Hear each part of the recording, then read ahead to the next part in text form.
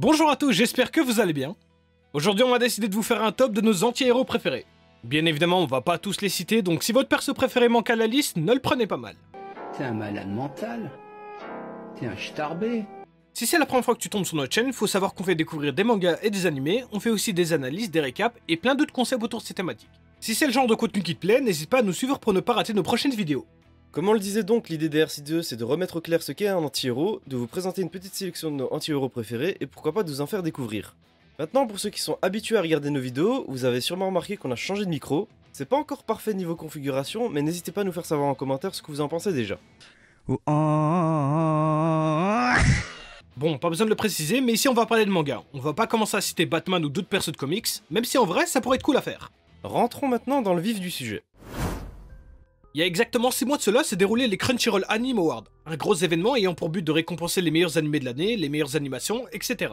Et durant cette période, une fois de plus, il y a eu de l'agitation sur le réseau à propos d'une de ces catégories. S'il vous plaît. Oui.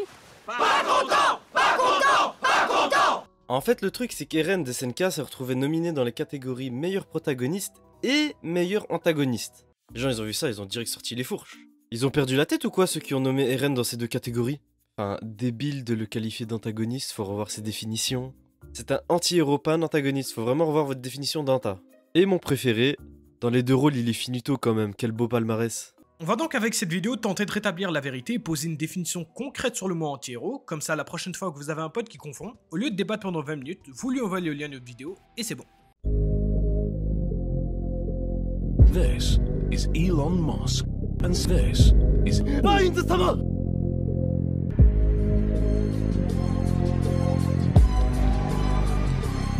Maintenant qu'on a remis un peu de contexte dans cette histoire, commençons par redéfinir ce qu'est un anti-héros, puis on pourra enfin continuer sur notre petite sélection dont je vous parlais.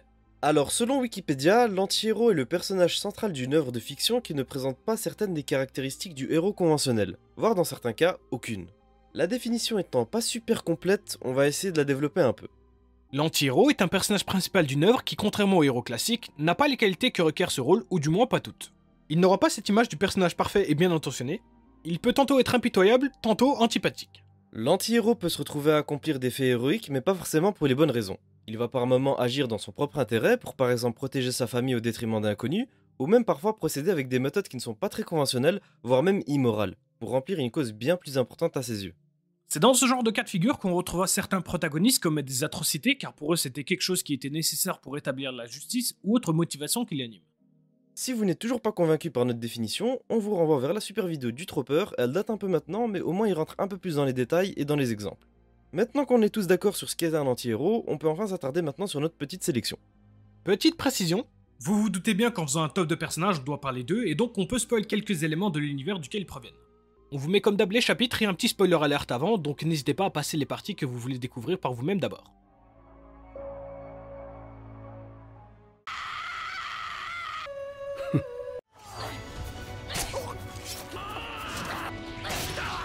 On commence cette petite sélection par Thorfinn. Vous le savez tous aussi bien que moi, la seule motivation de Thorfinn depuis le début de la série c'est de venger son père, et dès son très jeune âge on le voit très vite agir très différemment d'un héros classique. Il est orgueilleux, antipathique et toujours isolé.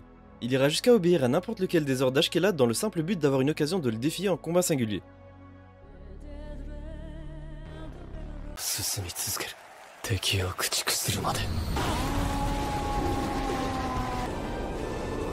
Eren est l'archétype de l'anti-héros. Ayant des convictions qui lui sont propres, il fera tout pour arriver à son but. Depuis la révélation de son pouvoir du titan assaillant, sa vision du monde a complètement changé. Au début de l'œuvre, sa principale motivation était de détruire les titans et de libérer le monde de ceux-ci. Mais à la fin de la saison 3, l'œuvre prend une toute autre tournure. Eren a un choix à faire, sacrifier son peuple pour le reste du monde ou sacrifier le monde pour protéger les siens. Et vous savez très bien quelle décision il a prise, et ce faisant, il décide de privilégier ses intérêts à l'intérêt commun, entre guillemets. Ce qui dénote du héros classique qui aurait trouvé un compromis, donc sauver les deux parties, ou aurait sauvé le plus grand nombre.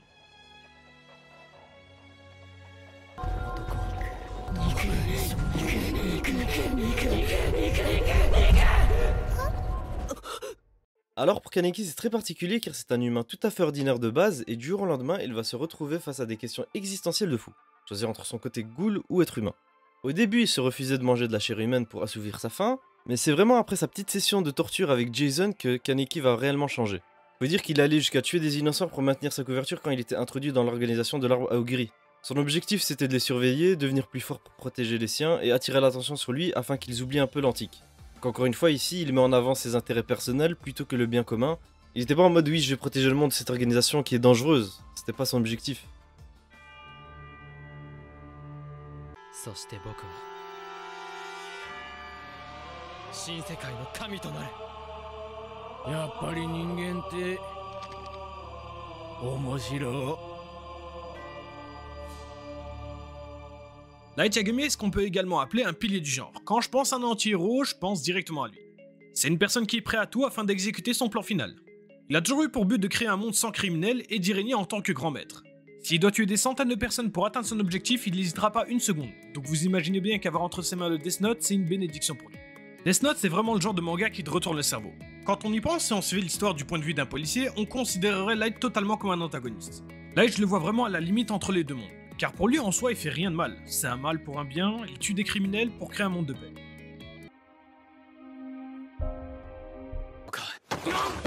だったらこいつなら高く売れるかな。なんせ息がいい。 Naofumi, c'est le mec bien qui s'est réincarné en tant que héros du bouclier et qui s'enthousiasmait à l'idée d'accomplir son devoir de héros, mais il va très vite déchanter quand il va se faire trahir par la madame que voici. Après cet événement, il pouvait plus faire confiance à personne et sa personnalité s'est vue changer du tout au tout. Il est très vite devenu cynique et méfiant de tous. Et du coup, après s'être fait arnaquer et voler par la princesse, il va utiliser tout l'argent qui lui reste pour acheter une esclave pour combattre avec lui. Et vu qu'ils auront passé un contrat d'esclave, elle pourra pas le trahir. Et c'est comme ça que tu te retrouves avec ton héros de l'histoire qui achète des esclaves banals comme si c'était quelque chose de bien, de normal. Et tout du long de l'œuvre, il sera très souvent fait passer pour le méchant de l'histoire, même si malgré tout cela, il restera quelqu'un de bon au fond. Bon, dans certaines situations, il est également très apathique, mais ses camarades sont toujours là pour le remotiver à aider ou sauver quelqu'un. Mais bon, pour un héros, il a vraiment beaucoup de haine et de rage en lui. C'est donc pour toutes ces raisons qu'on le considère comme un anti-héros.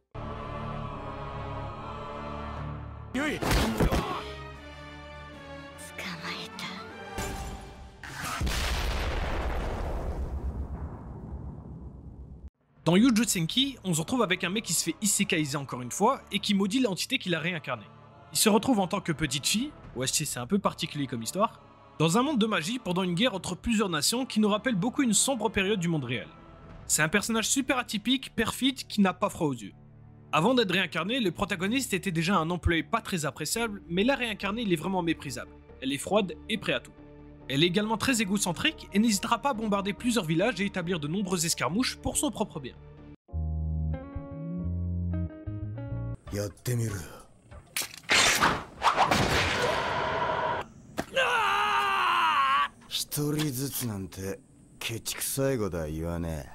Pour ceux qui ne connaîtraient pas Samurai Champloo, c'est pas un manga super connu non plus, le speech de l'histoire est ultra simple. C'est deux samouraïs et une femme qui vont parcourir le pays pour aller à la recherche du samouraï qui sent le tournesol. Oui, c'est très spécial. Ici, on va s'attarder sur le cas de Mugen, qui est un samouraï assez atypique car il ne respecte pas les codes des samouraïs. Sans scrupules et sournois, il utilisera toutes les techniques possibles afin de gagner ses duels. Faut savoir que Mugen est un homme qui a vécu par le passé dans les ghettos du Japon, les codes d'honneur et la dignité, il connaît pas trop. Son seul désir est de vivre comme bon lui semble et à sa manière. C'est une crapule, mais ça reste un mec bien dans le fond.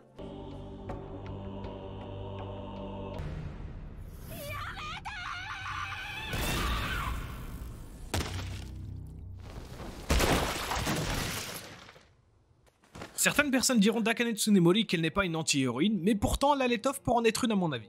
Dans Psycho Pass, on se retrouve dans un monde futuriste gouverné par une IA appelée Sibyl qui va juger le taux de criminalité de chacun pour prendre des décisions. Qui arrêter, qui éliminer, qui mettre sous surveillance, etc. La vraie nature de ce système est tenue secret du grand public et toute personne qui découvrirait ce secret se verrait éliminée. Notre protagoniste va donc découvrir ce secret, mais étant un très bon agent, elle se verra proposer de garder le secret afin de protéger le système et par conséquent pour que ce ne soit pas le chaos dans les rues. Ici, Akane, bien qu'elle soit une inspectrice hors pair avec un grand sens de la justice, va tout de même accepter d'obéir aux ordres de Sibyl pour le bien général, malgré que quelques décisions soient plus que discutables. Elle s'exécutera à chaque fois pour éviter que le secret soit révélé et que le peuple se révolte, et que cela résulte en un massacre de masse.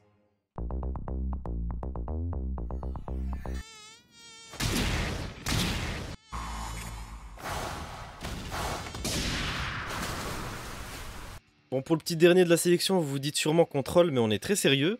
Si vous vous rappelez bien, à la base, Saitama il est au chômage et il en a marre de pas trouver de job. Du coup, il décide de devenir super-héros, mais pas parce qu'il a envie de sauver des gens, mais surtout parce qu'il est blasé de la vie et c'est un passe-temps pour lui qui lui plaît. À force de s'entraîner pendant 3 ans, il est devenu tellement fort qu'il bat tout le monde juste avec un seul coup de poing.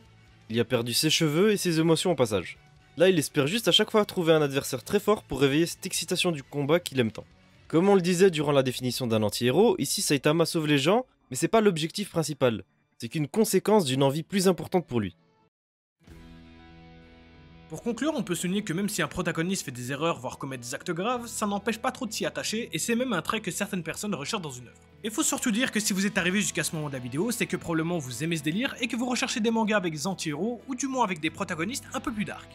C'est des personnages avec des personnalités qui changent de ce qu'on a l'habitude de voir, ils sont pas du tout lisses dans leur caractère on va dire, et c'est personnellement la raison pour laquelle j'adore suivre une histoire avec un anti-héros de temps à autre. On espère en tout cas t'avoir donné envie de découvrir certaines de ses œuvres. Tu peux comme toujours nous laisser un petit like, nous laisser un commentaire si tu connais d'autres anti-héros qu'on aurait pu citer. Encore plus important, n'oublie pas de t'abonner pour ne pas louper nos prochaines vidéos. Sur ce les amis, on se revoit dans 2 semaines. Johnny!